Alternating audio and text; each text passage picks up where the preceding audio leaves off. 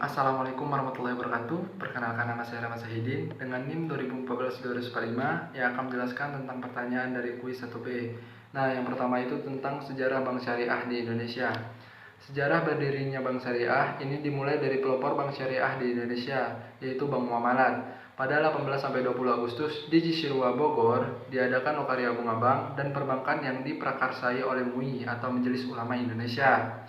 Hasil lokarya ini kemudian didukung oleh ICMI. ICMI adalah Ikatan Cendekiawan Muslim Indonesia dan beberapa pengurus Muslim, sehingga pada 1991 ditandatangani Akta Pendiri Bank Muamalat Indonesia. Bank ini resmi beroperasi pada 1 Mei 1992 berkat bentukan tip perbankan MUI. Nah, yang kedua itu tentang akad jual beli pada Bank Syariah. Yang pertama itu murabahah. Murabahah adalah akad pembelian suatu barang dengan menegaskan harga belinya kepada pembeli dan pembeli membayar dengan harga yang lebih sebagai keuntungan yang disepakati. Nah, yang kedua itu salam. Salam adalah akad pembelian suatu barang dengan cara pemesanan dan pembayaran harga yang dilakukan terlebih dahulu dengan syarat tertentu dan disepakati juga. Nah, yang ketiga itu istisna. Istisna adalah akad pembiayaan barang dalam bentuk pemesanan pembuatan barang tertentu yang disepakati antara pemesan atau pembeli dan penjual ataupun pembuat. Nah, yang ketiga itu tentang tahap pembentukan dan modal awal BMT.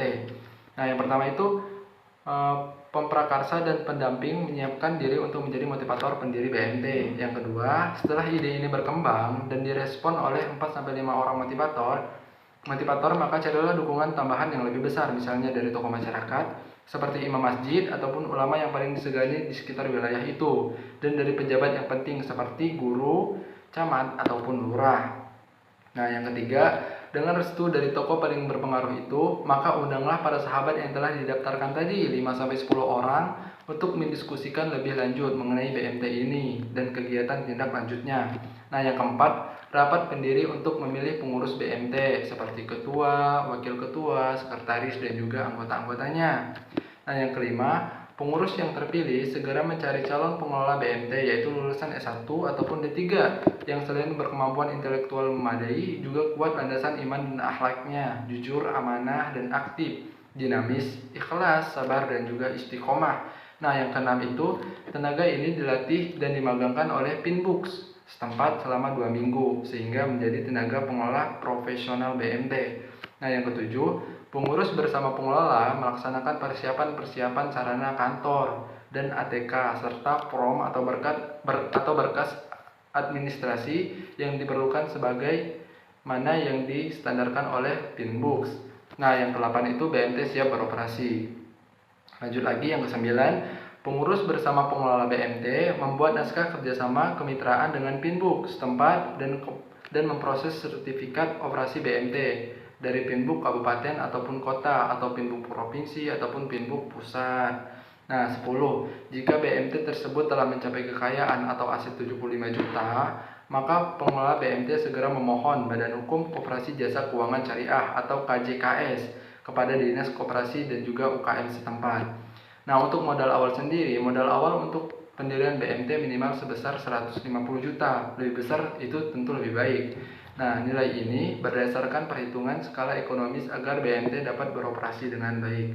Nah, untuk yang terakhir itu tentang prinsip-prinsip asuransi syariah. Yang pertama yaitu saling bertanggung jawab, yang berarti para peserta asuransi memiliki rasa tanggung jawab bersama untuk membantu dan menolong peserta yang mengalami musibah ataupun kronologi dengan niat ikhlas.